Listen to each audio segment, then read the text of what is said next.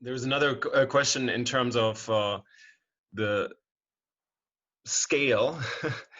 And in some way, the example of the Italian MS5, is it MS5? Is it the Cinque Stelle? And that they're sort of adopting, according to the question, some of these ideas that you're presenting. And the question is more like, how can these ideas be implemented at scale without falling into the populism trap that the questioner is seeing?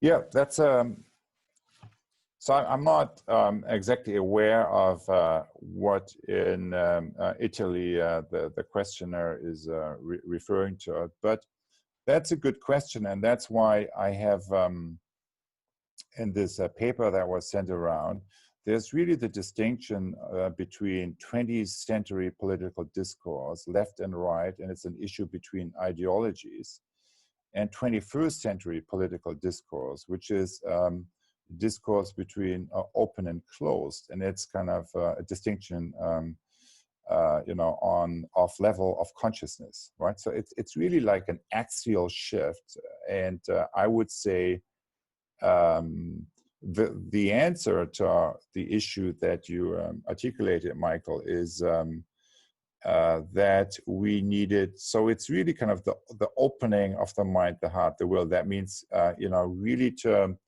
reaching out to the other ecosystems rather than closing down and creating architectures of separations and us versus them. Now, sometimes it can be so that's it. I believe in any of these issues there. So if you deal with the complex systems of our time and with the reality of really interdependence, it means that if you address these any of these issues more on a root issue, you need to connect to many other players, and that only can be done effectively if you go through this opening process. And that's where I think the leverage point is the capacity of doing it. It's not on the level of ideology that we would not be agreeing doing it. It's a question of capacity, and that's why I think our community here has such